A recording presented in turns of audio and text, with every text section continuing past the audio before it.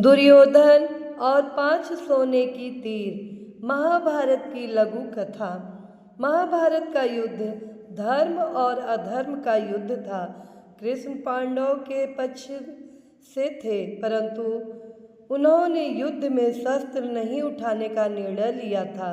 वहीं श्री कृष्ण की नारायणी सेना कौरवों की ओर से लड़ रही थी। युद्ध में कभी कौरवों का तो कभी पांडवों का पलड़ा भारी रहता था। महाभारत के युद्ध में कुरुक्षेत्र की रणभूमि पर श्री कृष्ण ने प्रत्यक्ष रूप से शस्त्र नहीं उठाए, लेकिन अर्जुन का सारथी बनकर श्री कृष्ण युद्ध भूमि में अर्जुन का मार्गदर्शन करते रहे। द्रौपदी के भाई धृष्टद्युम्न पांडवों के सेनापति थे। वहीं कौरवों के तरफ से गंगापुत्र भीष्म सेनापति थे। उनके नेतृत्व में युद्ध लड़ा जा रहा था। कौरव दल पूर्ण बल से युद्ध करने के बाद भी 5 पांडवों में से किसी का भी बाल भी बाका न कर पा रहा था। कौरवों के प्रधान सेनापति भीष्म 10 दिनों तक पांडव सेना पर भारी पड़े थे। प्रतिदिन भीष्म हजारों सैनिकों को मार रहे थे, परंतु दुर्योधन भीष्म पितामह पर कहीं न कहीं संदेह कर रहा था। उसे लग रहा था कि पितामह भीष्म जानबूझकर पांडवों का साथ देते हैं और उन्हें मानना नहीं चाहते। यही सोचकर एक रात दुर्योधन भीष्म से सीधे बात करने के लिए उनके पास शिविर में पहुंचा। जब दुर्योधन भीष्म के शिविर में पहुंचा तो देखा भीष्म चिंतनशील होकर शिविर में बैठे थे। यूं आधी रात को दुर्योधन को अपने शिविर में प्रवेश करते देख भीष्म हैरान हुए। उन्होंने दुर्योधन से शिविर में आने का कारण पूछा। दुर्योधन ने गुस्से में, पितामह, आपके मोहपूर्ण अन्याय के कारण मैं आधी रात को आपके शिविर में आने के लिए विवश हुआ हूँ।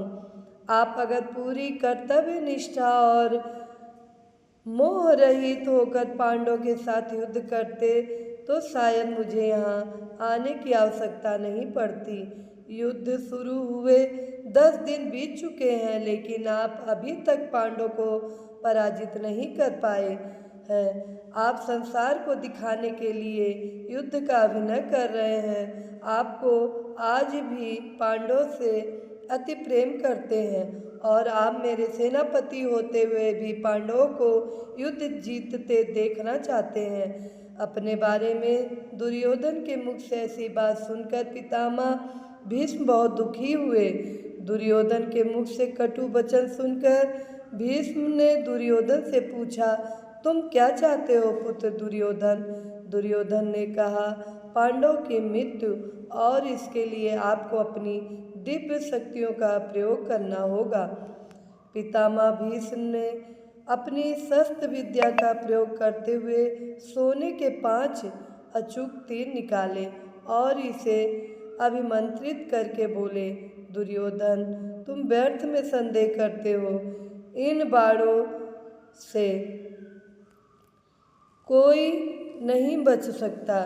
कल का दिन युद्ध का अंतिम दिन होगा। एक ही दिन में 5 पांडवों को इन बाणों से समाप्त कर दूंगा।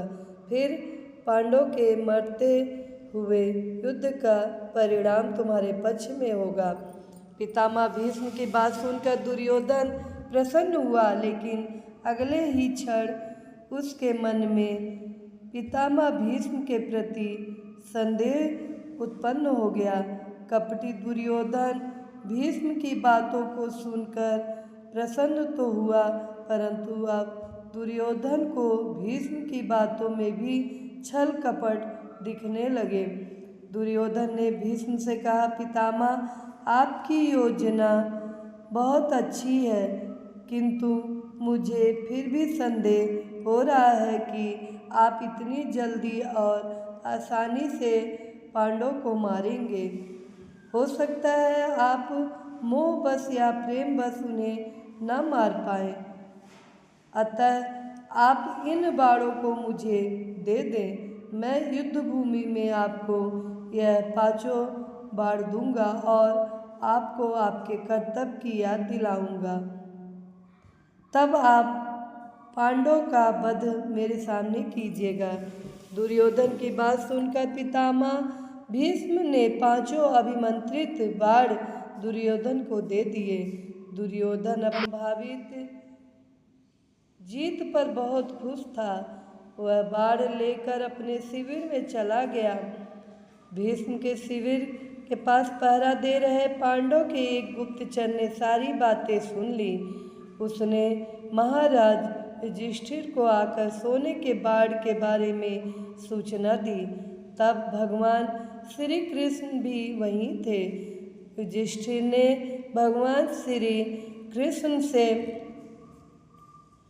कहा, हे गोविंद, पितामह के इन तीरों के प्रतिकार हम कैसे करें?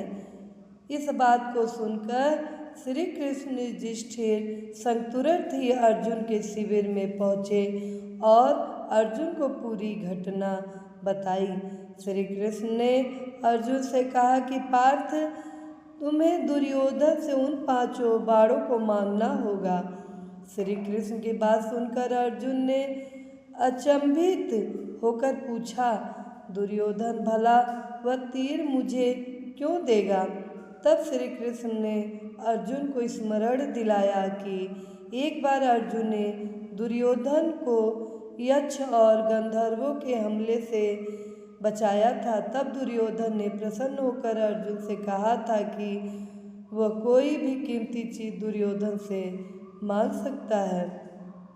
उस दिन अर्जुन ने बात को टालते हुए दुर्योधन से कुछ नहीं मांगा था। अब वह समय आ गया है। अर्जुन को श्री कृष्ण की बात सुनकर सब स्मरण आ गया। युधिष्ठिर की आज्ञा से अर्जुन दुर्योधन के शिविर में पहुँचे। दुर्योधन अचानक अर्जुन को अपने शिविर में देखकर सशंकित हुआ। अपनी शंका को छुपाते हुए जोर जोर से हंसते हुए दुर्योधन ने अर्जुन से कहा, आओ अर्जुन आओ, क्षमा मांगने आए हो क्या? तुम्हारे प्रिय पितामह ने जो तुम्हारी सेना के साथ किया उससे भयभीत हो क्या? इस रात्रि में आने का क्या कारण है? बताओ, क्या सहायता मांगने आए हो? अर्जुन ने कहा, भ्राता दुर्योधन, प्राणिपाद सही समझा आपने। मैं आपसे याचना करने ही आया हूँ, परंतु मेरे मांगने से पहले ही आप उसे देने के लिए विवश हैं। दुर्योधन हंसता हुआ बोला, मैं विवश हूँ अर्जुन? याचक विवश होता है, दाता नहीं। परंतु कोई बात नहीं, अबोध अर्जुन, तुम मांगो। अर्जुन ने दुर्योधन से वह 5 बाण मांगे, लेकिन दुर्योधन ने अर्जुन को मना कर दिया। तब अर्जुन ने दुर्योधन को क्षत्रिय धर्म स्मरण कराते हुए उस घटना को बताया, कैसे अपनी प्राण रक्षा के बदले दुर्योधन ने अर्जुन को कोई भी बहुमूल्य वस्तु देने का वचन दिया था। दुर्योधन ने अर्जुन से कहा, तुम कुछ और मांग लो, मैं यह नहीं दे सकता। तब अर्जुन ने कहा, यदि आप अपने वचन को पूरा नहीं करना चाहते तो कोई बात नहीं है भ्राता। अब आपके पास कुछ बहुमूल्य है भी तो नहीं जो मांगा जाए। सामर्थ्य के अभाव में आपको पितामह के बाणों की आवश्यकता भी है। ठीक है, मैं चलता हूँ। अर्जुन के कटाक्षों से दुविधा में फंसे दुर्योधन ने कहा, रुको अर्जुन, किसके पास सामर्थ्य नहीं है? हम 100 हैं, तुम 5 हो। फिर न चाहते हुए भी दुर्योधन ने 5 बाण अर्जुन को दे दिए। अर्जुन उन दिव्य बाणों को प्राप्त कर अपने शिविर में आ गए।